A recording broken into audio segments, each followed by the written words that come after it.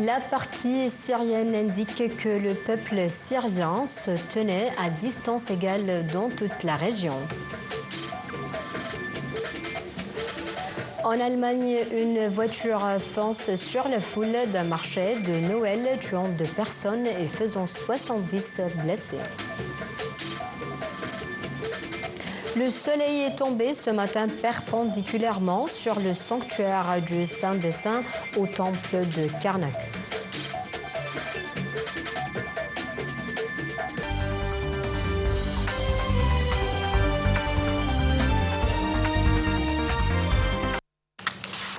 Le président Abdel Fattah el-Sisi a effectué aujourd'hui une visite d'inspection au siège de l'Académie de police où il a été accueilli par le général Mahmoud Taoufi, ministre de l'Intérieur, ainsi que par plusieurs responsables de l'Académie de police et du ministère de l'Intérieur. Le porte-parole de la présidence a déclaré que le président el-Sisi a suivi lors de cette visite les tests d'évaluation des candidats postulant à l'école de police grâce à un système de résultats électroniques. Il a pris connaissance de toutes les données concernant chaque candidat ainsi que des notes obtenues à chaque étape des tests jusqu'à l'épreuve finale d'évaluation, reflétant une transparence totale. Dans un communiqué publié à l'issue de la première rencontre officielle entre Ahmed Shara, nouveau dirigeant de la Syrie, et une délégation diplomatique américaine, les nouvelles autorités ont tenu à affirmer le rôle de la Syrie dans la promotion de la paix régionale et la construction de partenariats stratégiques privilégiés avec les pays de la région. Le nouveau pouvoir syrien a indiqué que le peuple syrien se tenait à distance égale de l'ensemble des pays et des partis dans la région et que la Syrie refuse toute polarisation. Selon l'ambassade américaine en Syrie, les entretiens ont porté sur le soutien à un processus politique inclusif dirigé par les Syriens qui aboutit à un gouvernement représentatif respectant les droits de tous les Syriens. Le Conseil de sécurité de l'ONU a décidé la prolongation de la mission du maintien de la paix entre la Syrie et le Golan occupé par Israël pour une durée de 6 mois. Il a exprimé son préoccupation vis-à-vis des opérations militaires dans la région et qui ont conduit à une escalade des tensions. Dans sa décision qui a été approuvée, le Conseil de sécurité internationale a réitéré l'importance de l'engagement des 2 parties par les termes de l'accord. Le délégué permanent de la Palestine aux Nations Unies, Riyad Mansour, a assuré l'engagement par les pays du monde de la mise en œuvre des décisions de l'ONU stipulant la fin de la colonisation et non seulement son approbation. Mansour a signalé que tous les efforts politiques et diplomatiques déployés par l'autorité palestinienne dans les instances internationales ayant pour but de mettre fin à la violence israélienne, compte tenu que le Conseil de la sécurité a adopté la résolution numéro 2735 stipulant un cessez-le-feu immédiat et global. Mais Israël ne s'est pas engagé par l'exécution de cette résolution. Il a réitéré que Jérusalem est la capitale de la Palestine et selon la loi internationale, Israël n'a pas le droit de l'annexer. Le chef de l'UNRWA, Philippe Lazzarini, a critiqué la décision prise par le gouvernement suédois selon laquelle l'arrêt total de son financement à l'Agence des Nations Unies pour les réfugiés palestiniens.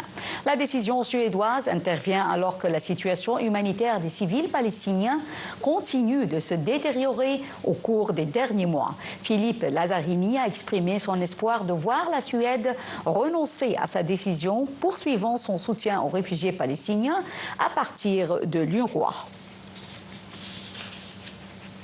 Le pape François a condamné samedi la cruauté d'une frappe aérienne israélienne à Gaza après la mort de 7 enfants d'une même famille palestinienne, annoncée la veille par la défense civile du territoire.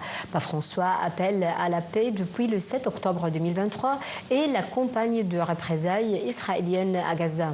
Ces dernières semaines, il a durci ses propos contre l'offensive israélienne.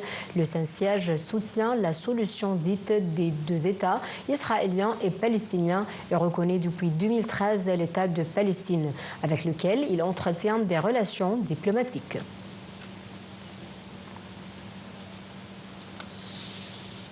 L'autorité palestinienne a accusé des colons israéliens d'avoir mis le feu à une mosquée d'un village de Cisjordanie occupé, un incident sur lequel la police israélienne dit avoir ouvert une enquête.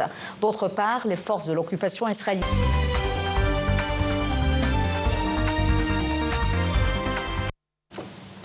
L'Égypte a condamné l'attaque à la voiture bélier ayant visé la foule sur un marché de Noël dans la ville allemande de Magdebourg et qui a fait un nombre de victimes et de blessés. Dans un communiqué du ministère des Affaires étrangères, l'Égypte a exprimé sa solidarité avec l'Allemagne, affirmant son rejet de toutes sortes de violences et de terrorisme. L'Égypte a également présenté ses condoléances au gouvernement et au peuple allemand, souhaitant un bon rétablissement aux blessés. Al-Azhar a également condamné l'attaque à la voiture bélier commise en Allemagne. Dans un communiqué, Al-Azhar a déclaré que terroriser les innocents, quelle que soit leur religion ou leur conviction, constitue un crime odieux et un écart par rapport à toutes les religions et aux valeurs humaines et morales. En outre, la chef de la Commission européenne, Ursula von der Leyen, a condamné l'attaque à la voiture bélier commise dans un marché en Allemagne. Madame von der Leyen a qualifié l'incident d'attaque brutale et lâche, soulignant la nécessité d'enquêter et punir les auteurs de cette attaque.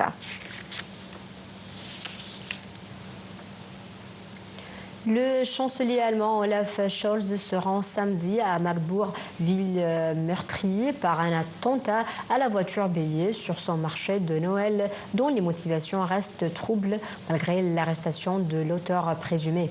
Une voiture a foncé sur la foule d'un marché de Noël, tuant 2 personnes et faisant 70 blessés.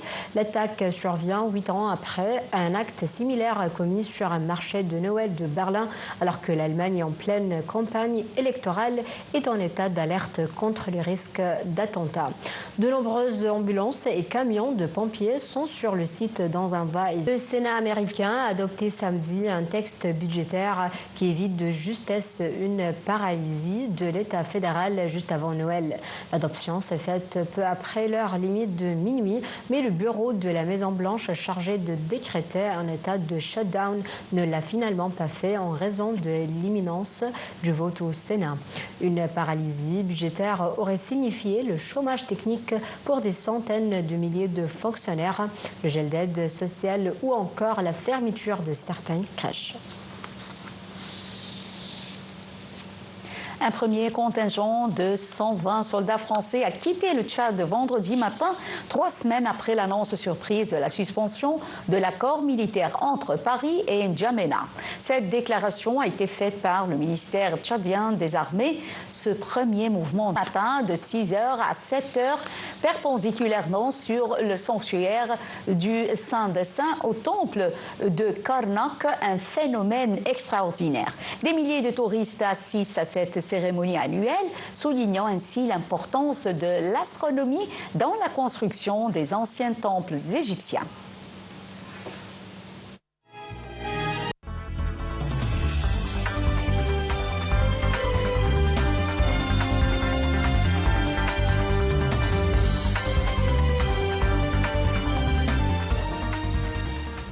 Le ministre de l'Irrigation et des Ressources hydrauliques, Hani Soueilam, a assuré que l'initiative présidentielle Haya Karima avait un rôle éminent dans la fourniture d'une vie décente pour des milliers d'Égyptiens et sont exécutant de nombreux projets de services dans les zones rurales les plus nécessiteuses. Ceci a eu lieu lors de l'allocution du ministre de l'Irrigation lors de sa participation aux travaux festivités des Jeunes 2024 organisés par l'institution Haya Karima en coïncidence avec la Journée internationale pour la solidarité humaine.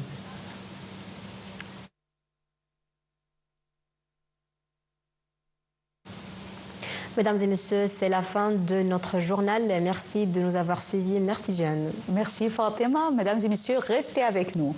Au revoir.